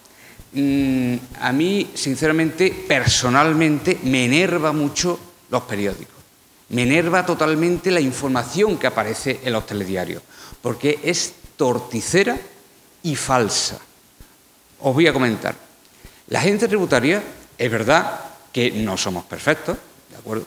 Los tribunales, hay cada uno que para qué, pero hacemos nuestro trabajo. Y si tuviéramos el detenimiento, en vez de criticar, muy español, de leer la sentencia, de verdad nos daríamos cuenta de qué importancia se le da al derecho y hacer las cosas bien. Veréis, yo, sinceramente, hombre, personalmente no me gustaría que nadie entrara en la cárcel, por supuesto que no, pero es que hay cuestiones que claman al cielo. Todos nos acordamos de una Lola Flores diciendo que no sabía que había que pagar impuestos y si eran 40 millones, con una peseta, ella no tendría que pagar. Vale. Bueno, pues Rafael Gómez realiza una serie de actuaciones, tiene una serie de empresas, actúa, pero no presenta el impuesto sobre la renta a las personas físicas. Y encima la trama societaria que tiene complica todavía mucho más su tributación, unida con los hijos. Y os traigo lo que dice la Audiencia de Córdoba. Hay un elemento que os comento muy técnico, que es el concepto de error de prohibición invencible. Es decir, que yo cometo un error de derecho porque no sé que está prohibido una cosa y encima me es invencible. Como yo no sé cómo se pagan los impuestos, no tengo ni idea, ese error que yo he cometido, vale, estaba prohibido, pero lo desconocía. Error de prohibición invencible. Y dice la Audiencia de Córdoba, vamos a ver, todos saben que defraudar a Hacienda es delito, eso lo saben todos. Todos sabían que su padre, por las disponibilidades económicas que tenían, tenía que haber pagado el impuesto sobre la renta. ¿De acuerdo? Rafael Gómez no tenía estudios, los hijos sí, los asesores también, con lo cual ahí no hay ningún error invencible ni de prohibición. Me voy a retratar, lo siento, ¿vale? Os voy a decir el siguiente caso, que es de un futbolista, ¿vale? No es Cristiano Ronaldo, no es el mismo caso, todavía no hay requerido de sentencia, ¿vale? Pero toda la batería de frases que os voy a decir están dichas por el Tribunal Supremo, no por la Inspección de Hacienda ni por este humilde funcionario, ¿vale? Vamos a ver, estamos hablando de que en el 2016 el Tribunal Superior de Justicia dicta la sentencia y en mayo del 2017 el Tribunal Supremo no solamente la confirma, sino que dice varias cosas de verdad muy interesantes, para que penséis que, como ha dicho bien Carlos, la conciencia colectiva de esa persona, yo no tengo absolutamente seguro que este hombre quisiera defraudar, vale, pero que saliera de los juzgados siendo ovacionado, ahí fallan muchas cosas y sobre todo falla la educación y la cultura. Bien, en el caso de Messi pasa una cuestión. Este hombre desconoce la legalidad en España, ¿vale?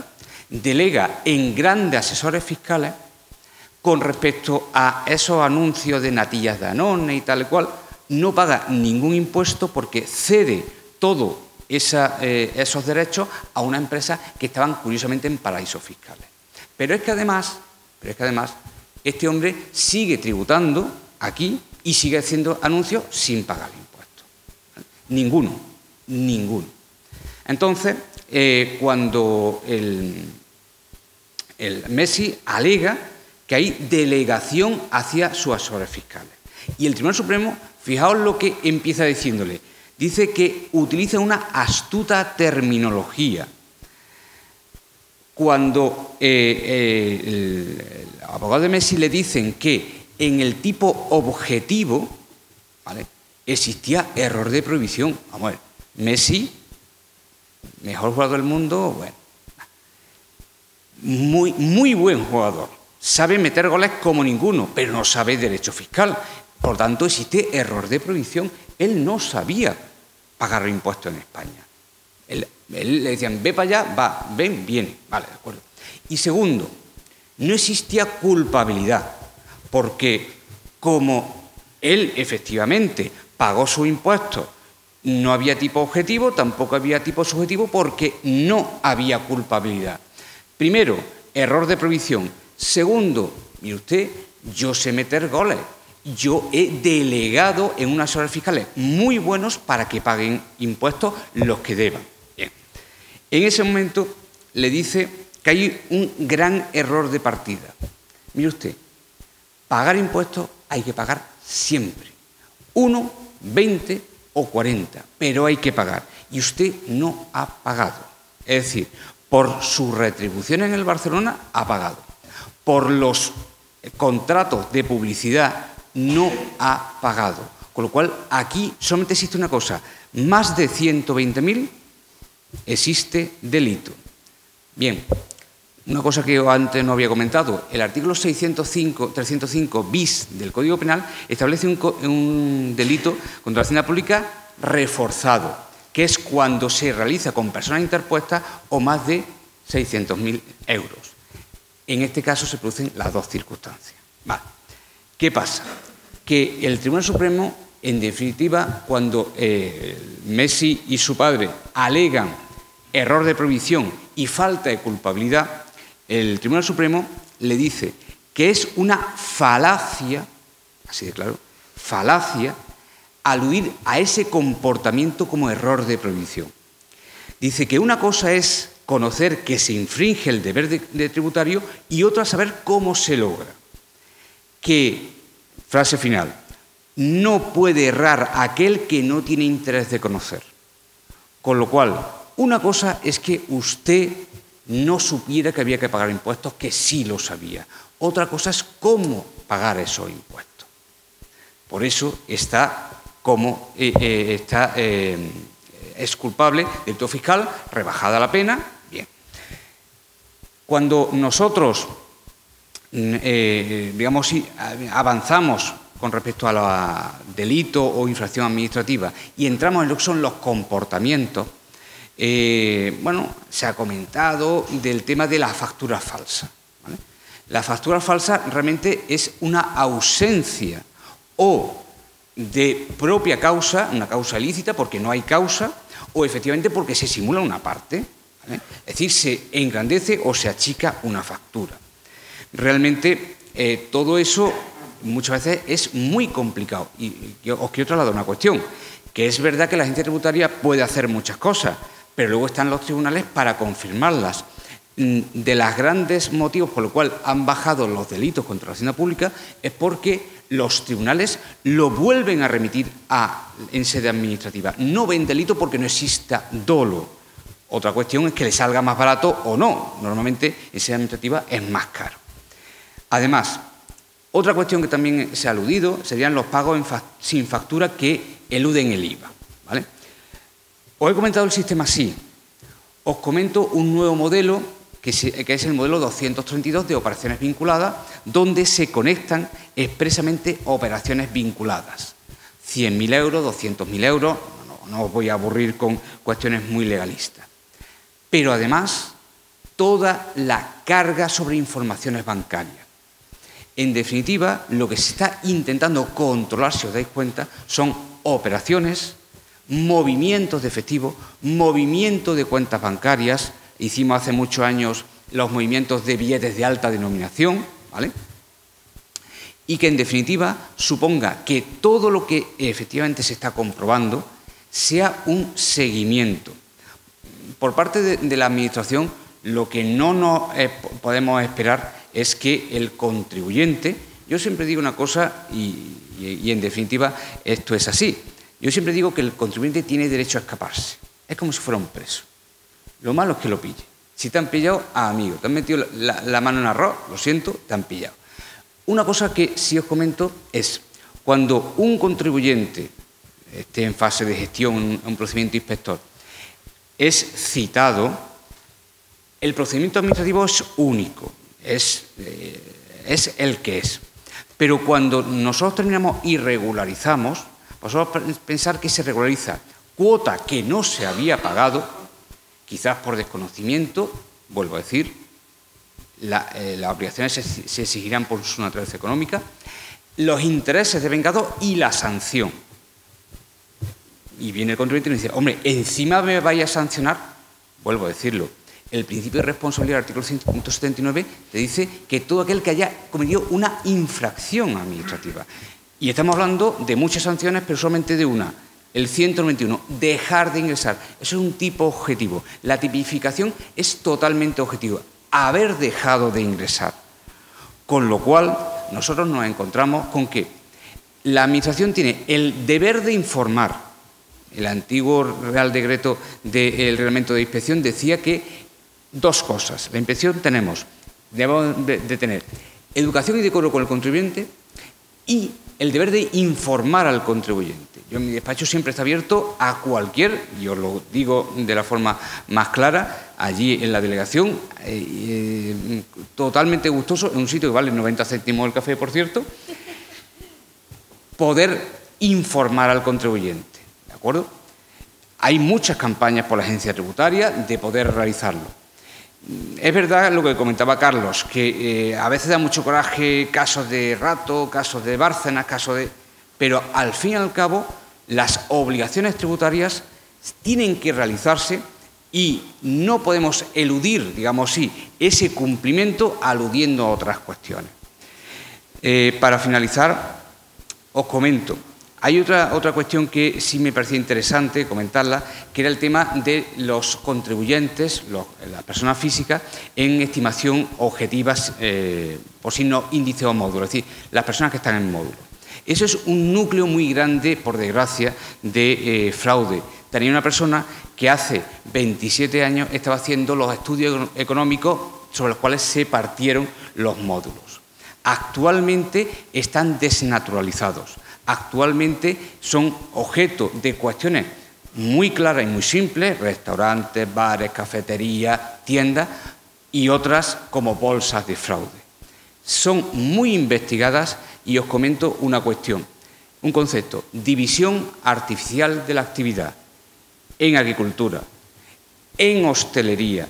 Hacemos un negocio y como nos sale fuera de módulos, partimos, hacemos un sushi, hacemos un splitting y separamos entre madre, padre e hijos. No, se reúne todo. La estimación objetiva por módulos está bien en determinados estamentos, en determinadas actividades que no tienen el conocimiento, sino la preparación para realizar las obligaciones tributarias correspondientes, pero no están para lo que no están, ¿de acuerdo? Entonces, es verdad que existe una bolsa de fraude, pero la Administración no puede, y por ahí había un estudio, recuperar todos esos contribuyentes en estimación directa. Sería imposible, sería insoportable con toda la cantidad de información que tenemos. Bien, pues por mi parte... Perfecto, muy bien. Gracias, profesor. Muy bien, gracias. ¿Me presta un momento? Sí. Gracias. Bueno, pues muchísimas gracias a los dos por el esfuerzo que habéis hecho por ajustaros al tiempo, que nos hemos quedado con ganas de mucho más. Y ahora, si os parece bien, abrimos un turno de preguntas para empezar el debate, que Manolo va a empezar con alguna pregunta.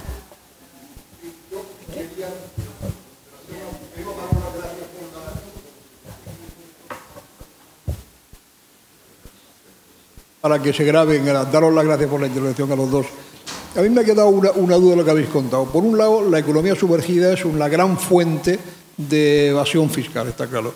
Pero en lo que tú has hablado he percibido que la gestión tributaria, la falta de control suficiente sobre, por ejemplo, la estimación objetiva y sobre otros problemas de la mera gestión de los tributos de los ciudadanos, también genera una o bolsa de fraude o no recaudación por las razones que sean, porque se ha hecho una supervisión inadecuada, etcétera. Ese volumen, en el caso de la economía sumergida, se puede estimar que, decías tú, que 40.000 millones, reduciendo en 10 puntos la proporción de economía sumergida. ¿Podemos estimar también qué proporción de impuestos se van por ese agujero? ¿Me he explicado bien el agujero? Sí. Pues venga, a ver. Vamos a ver, yo te comentaría, vamos a ver, hay un dato por ahí de, si no recuerdo mal, eran 15.000 millones o 20.000 millones lo que la agencia tributaria había levantado en el último año. ¿Vale? Si estamos hablando que la economía sumergida son 200 y tantos mil, vamos a ver, faltan medios. ¿20.000 millones de impuestos no recaudados? La economía sumergida.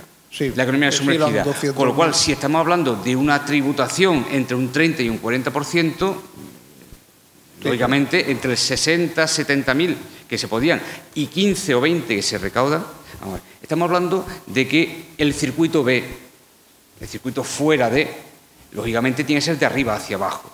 Desde el momento en el cual existen medidas para intentar controlarlo, se intenta controlar. Pero ¿cuál es la cuestión? Que primero, lo que es falta de medios. Italia, la limitación de pago de efectivo está en 1.000 euros. Nosotros lo tenemos en 2.500. ¿Por qué no se baja más?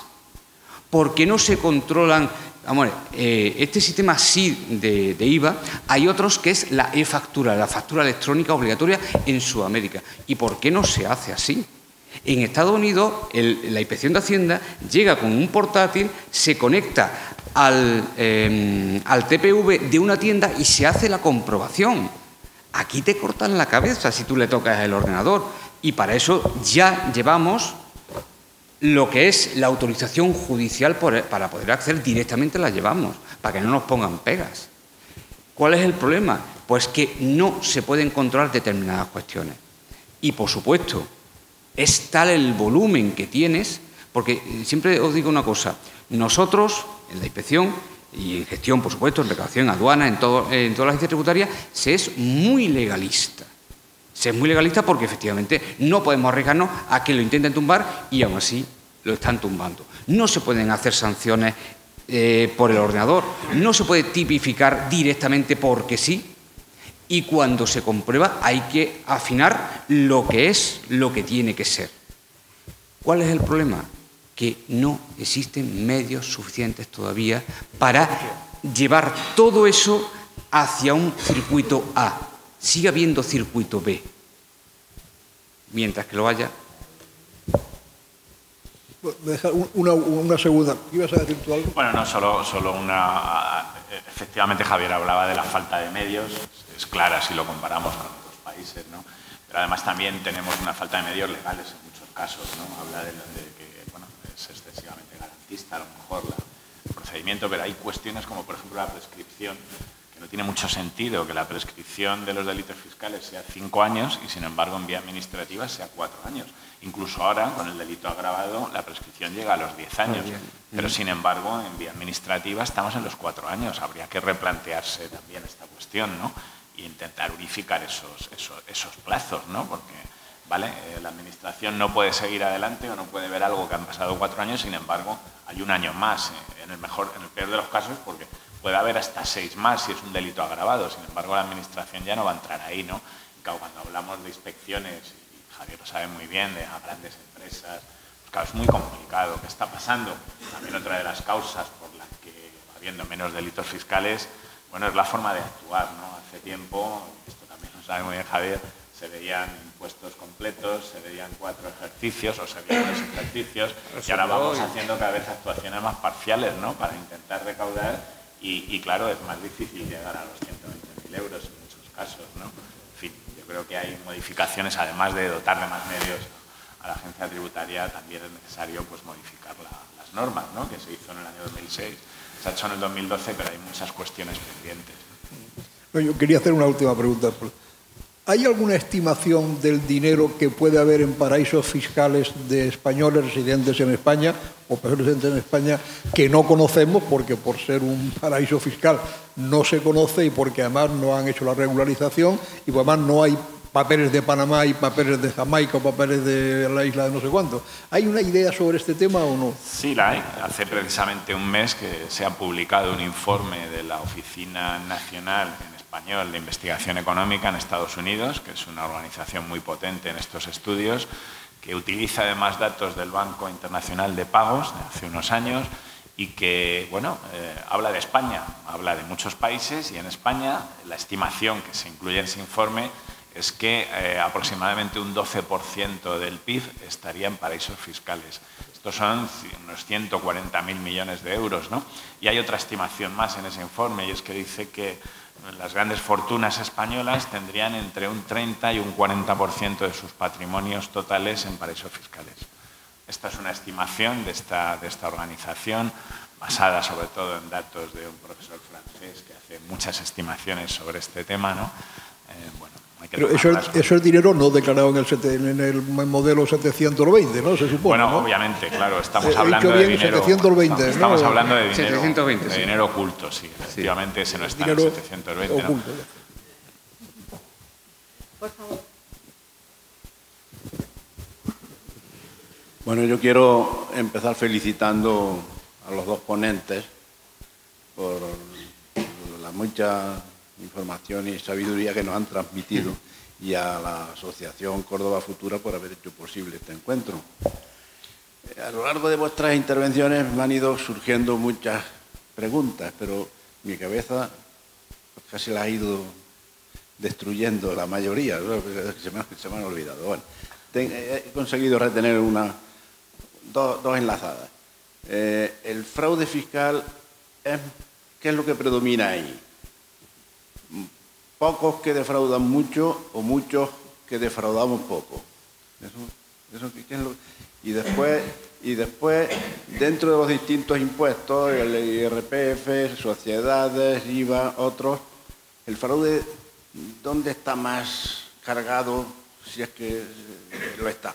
Bueno, son dos preguntas que las voy a hacer y al final me acordaba que tenía que hacerlas y las he hecho.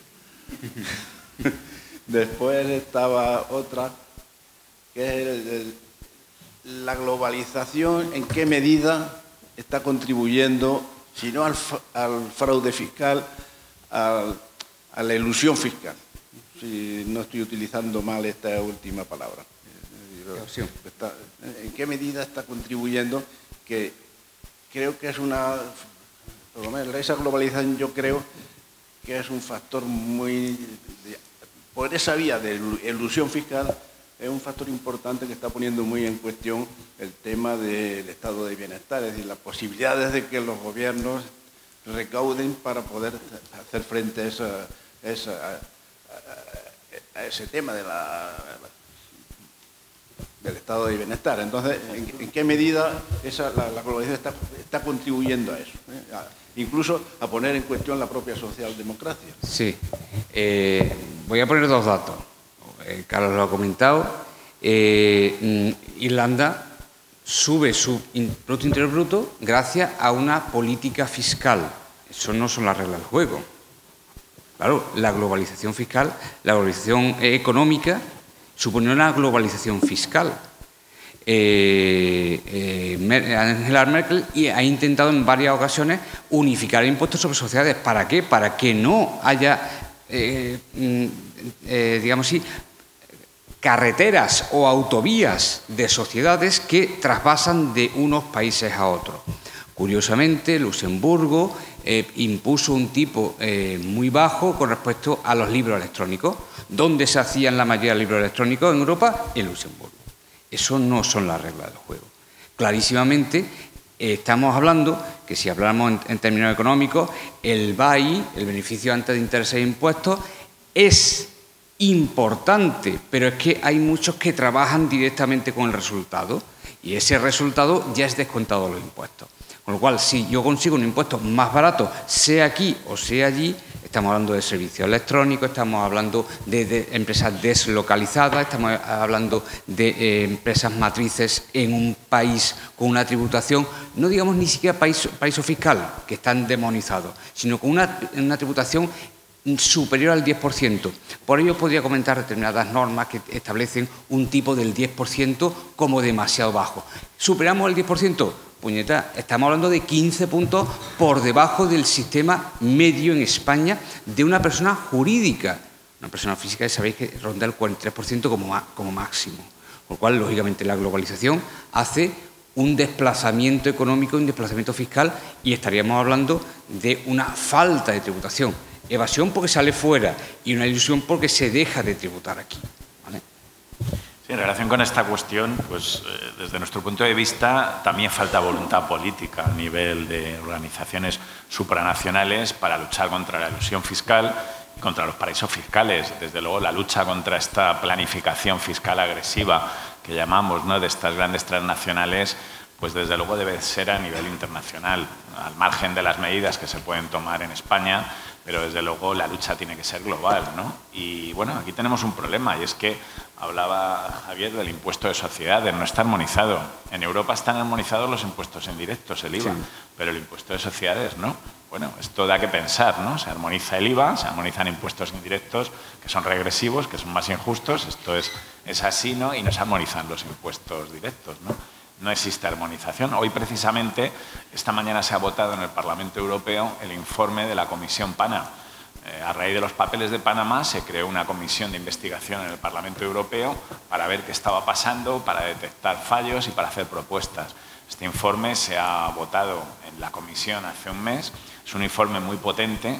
Hoy ha quedado bastante descafeinado y era lo que iba con el tema de la elusión, pero es un informe potente donde se pone en manifiesto esa incapacidad de las administraciones tributarias europeas, sobre todo de algunas más que de otras, como la española, por la falta de medios dedicados a este tema.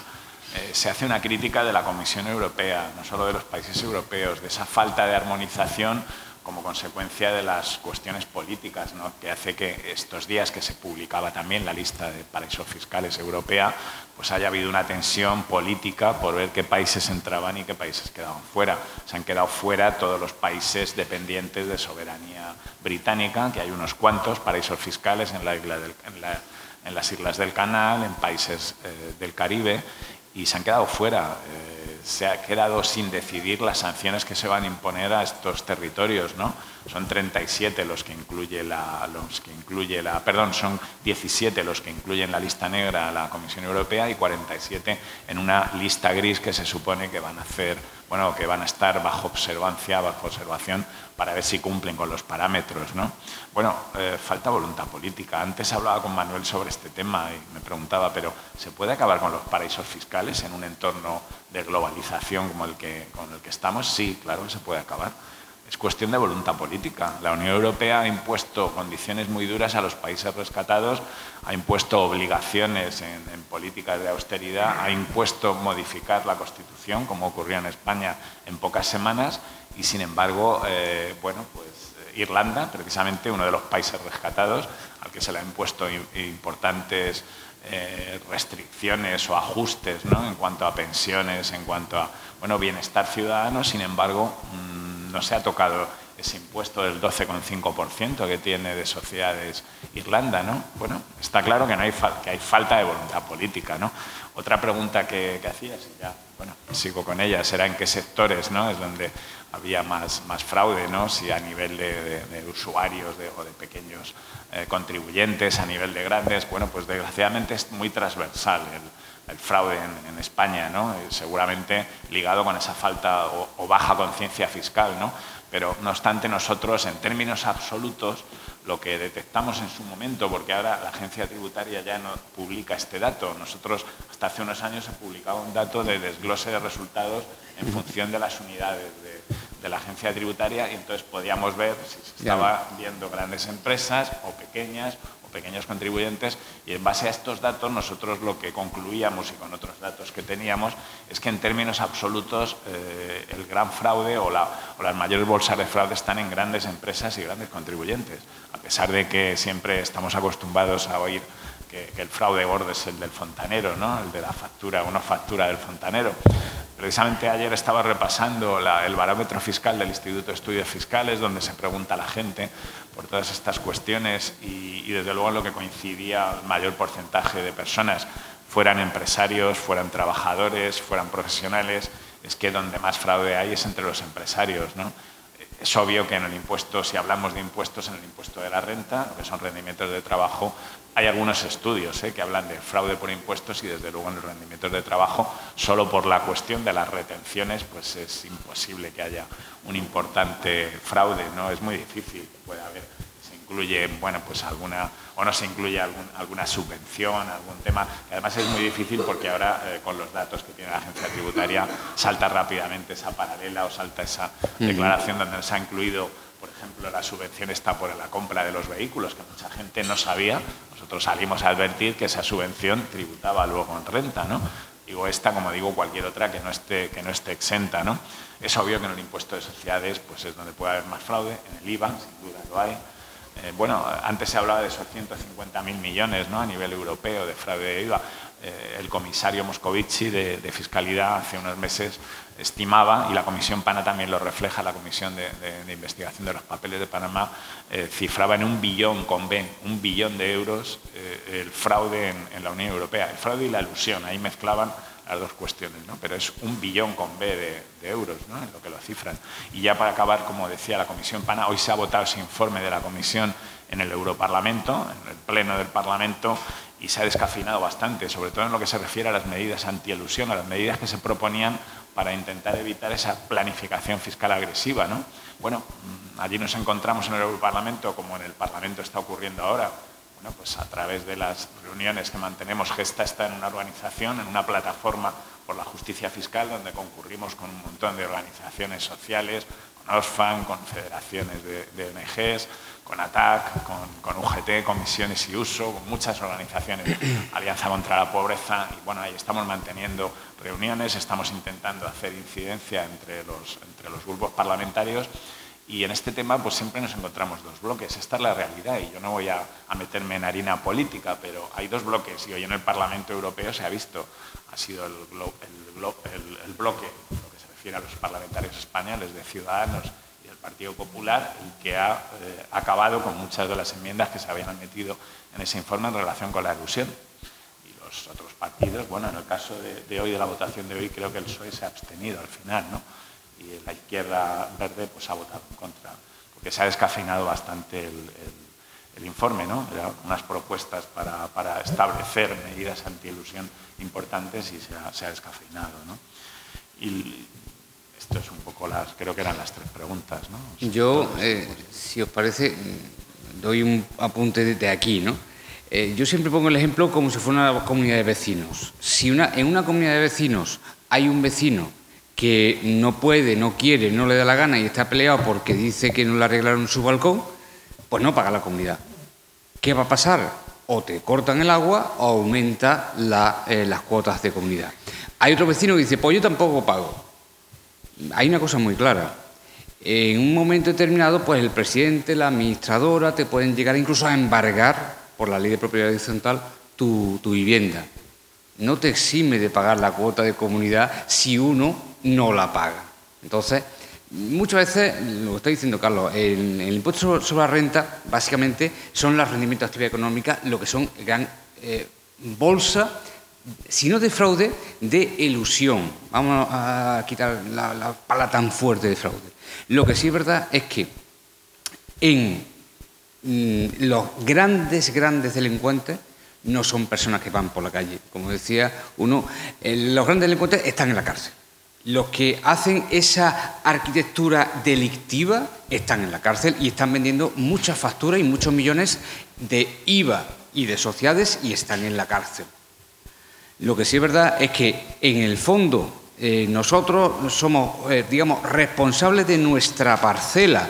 Y un empresario, si efectivamente, como decíamos antes, falta un poquito de cultura, y si un empresario desde el primer momento pide facturas, trabaja con facturas y asume efectivamente y se aprovecha también de la fiscalidad, no tiene por qué haber problema.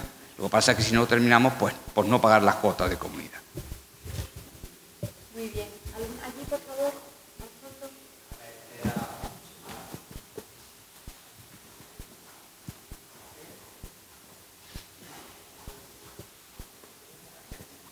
Agradecer a la asociación la oportunidad del debate y sí quisiera añadir simplemente una pequeña opinión, que si efectivamente el impuesto por ejemplo, el impuesto a sociedades, el nivel de recaudación, en la mayoría de los impuestos parece ser que este año acabaremos con niveles de recaudación casi pre-crisis, todos menos el impuesto a sociedades, que aproximadamente se calcula que será unos 20.000 millones de euros menor. Y se concentra, efectivamente, el fraude se concentra también precisamente en las actividades empresariales a través del impuesto a sociedades. Pues el problema que estamos viendo es que el reparto de la carga fiscal, efectivamente, pues si no resolvemos eso, no sé qué va a pasar, porque efectivamente la carga fiscal que soportan en este caso los trabajadores, la renta del trabajo, pues no sé si eso efectivamente va a poderse mantener durante más tiempo, perdón, para soportar el coste de la financiación de unos servicios públicos decentes, al menos. Muchas gracias. Quizás como has dado los datos, Carlos, de, creo recordar, 40% de la directa, 40%, vamos, de los totales de impuestos, 40% de IRPF, 33 me parece IVA, creo recordar, 11 impuestos de sociedades y 16 el resto de la directa, quizás por completar, de la directa que representa el IRPF. De los impuestos directos, ¿qué porcentaje representa el IRPF? Que eso igual añade. Bueno, es que de la directa, y sobre todo si hablamos de progresividad, el impuesto sobre la renta es el único impuesto que está dotando de progresividad, de efecto redistributivo al sistema. Y esto no lo decimos nosotros, esto lo decía hace unos meses pues, investigadores de FEDEA. FEDEA, sabéis que es la fundación organizada y administrada por las grandes empresas de este país. No quiero decir que no es sospechosa, ¿no? de estar distorsionando en ese sentido. Y lo decía, no recuerdo ahora cuál era, qué profesor era, pero decía que ahora mismo en un estudio que publica cada 6 meses, creo, sobre el efecto redistributivo y sobre la cesta de impuestos en las familias, pues lo que decía era esto, que el impuesto sobre la renta es el único que mantiene el carácter redistributivo. Es que de impuestos directos, pues a nivel estatal está el impuesto de sociedades, con el problema que tenemos, y luego tenemos básicamente el impuesto de sucesiones, que todos sabemos lo que está pasando con él, y el impuesto de patrimonio. El impuesto de patrimonio, en Madrid se dejan de recaudar 800 millones de euros por la bonificación al 100% de la cuota. Es un impuesto que afectaría en Madrid a 18.000 personas y que, sin embargo, bueno, pues se decide mantener con el pretexto de que afecta a las clases medias. No hay más que ver cuál es el engranaje o cuál es cómo afecta, en definitiva, a esos 18.000 personas que son las que declaran. Al no tener que pagar el impuesto de patrimonio, entonces se declara por aquellos que tienen patrimonio de al menos 2 millones de euros, con lo cual, a lo mejor, si se restableciera el impuesto, en vez de 18.000 serían 23.000 los declarantes, pero en todo caso el 99% del impuesto lo pagarían ni siquiera esos 16.000, lo pagarían 11.000. O sea, da la circunstancia de que en Madrid sabéis que residen algunas grandes fortunas, ¿no?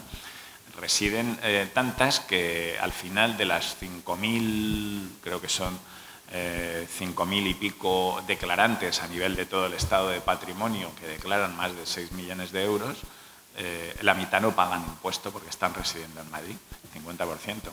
Y de los 550 que creo que son declarantes a nivel del estado de más de 30 millones de euros, que es el máximo escalón del que da información la Agencia Tributaria en su estadística, el 60% tampoco lo pagan porque están en Madrid. Si a esto le sumamos que el ministro Montoro nos dice continuamente cuando habla del 720 y cuando habla del 750, que es la declaración especial de la amnistía fiscal, nos dice que, bueno, que lo que ha conllevado es que haya aflorado dinero que ahora está pagando impuestos. Bueno, pues desde luego entre esos 200 y pico de los 500 más ricos, según la declaración de patrimonio, que están en Madrid, os aseguro que hay unos cuantos en estas listas, en la lista, por lo menos de los que se ha hecho público, en la lista de la amnistía fiscal, en los papeles de Panamá, los papeles del paraíso, con lo cual, pues por lo menos en lo que se refiere a patrimonio no es cierto que estén tributando, ¿no? Me he enrollado tanto que se me ha ido la pregunta que me hacías, que era la del... Bueno, sí, esto es evidente que el impuesto se está... O sea, el sistema se está manteniendo ahí, ¿no? Y además hay un problema que también apuntaban los investigadores de FEDEA, y es que a este paso, con esta caída de la progresividad también en el impuesto sobre la renta, la tendencia, y esto lo decía también el presidente de la AIREF, en una comparecencia este año cuando se estaba tramitando la ley de presupuestos en sede parlamentaria, llegó a decir que a este paso, si el impuesto sigue esta línea, pues acabaremos con un impuesto proporcional, no con un impuesto progresivo, sino con un impuesto que al final pagará todo el mundo con independencia o en la misma cuantía, con independencia de su capacidad económica, ¿no? Esto claramente está en contra del artículo 31.1 de la Constitución, al que antes me he referido, que dice que todos contribuirán de acuerdo con su capacidad económica mediante un sistema justo, inspirados en los principios de progresividad y igualdad, ¿no? Y en este sentido, desde luego, la progresividad, ahora ya además el Fondo Monetario Internacional nos ha aclarado, también poco sospechoso, ¿verdad?, de querer imponer políticas izquierdistas o algo así, pues nos ha aclarado que la progresividad no resta crecimiento económico, ¿no? E incluso propone que en esos países en los que, por ejemplo, España, no la he traído la diapositiva, pero hice el otro día una comparativa a nivel europeo para ver en qué tramos estaban el impuesto sobre la renta en los países de la Unión Europea, y nosotros estábamos por debajo en cuanto al máximo marginal, ese 45%, estábamos por debajo de todos los países desarrollados. Solo teníamos detrás Luxemburgo y el resto de países menos desarrollados de la Unión Europea.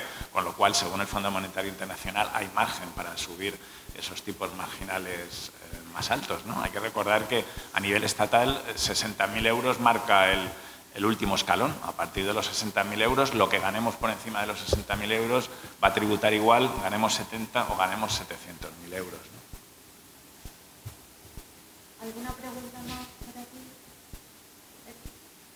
Por favor. Yo, un poco remitiéndome a lo último que acabas de comentar, yo os he oído o he leído cosas vuestras que fundamentalmente no es tanto los tipos nominales, sino los tipos efectivos. Y habéis hablado del queso gruyere, que es la cantidad de desgravaciones y de beneficios fiscales que no están cuantificados o por lo menos no están publicitados, que reducen el tipo efectivo a una de las diapositivas que has puesto tú. Las grandes empresas o corporaciones en grupos tributan pues muchísimo menos por sociedades que el pobre taller del pueblo o comercio de la ciudad. Sí, un apunte. Por favor, ya sí que rogaría brevedad porque Carlos tiene que marcharse en un momento. Muy rapidísimo. En el año 2006, cuando se cambian todos los impuestos, se reducen de una forma impresionante muchas deducciones. Había muchísimas. Sin embargo, actualmente nos encontramos dos deducciones, en la I más D más I, ¿vale?, y la de la cinematográfica, que son impuestos negativos. Es decir, que sin haber ingresado un euro se te va a devolver porque tú estás invirtiendo. Lo que tú has dicho, un pequeño taller, una pequeña fabriquita, no hace I más D más I. Sin embargo, una gran empresa se inventa, lo hace y se le devuelve. Con lo cual, el tipo efectivo, en vez, como dice Carlos, según el 31.1, no es progresivo, es degresivo. Contra más ganas, menos paga. Ya para despedirnos, muchas gracias a todos por haber estado aquí, sobre todo a Francisco y a Carlos por haber venido aquí y haberme enseñado tanto. Gracias. Muchas gracias. Gracias.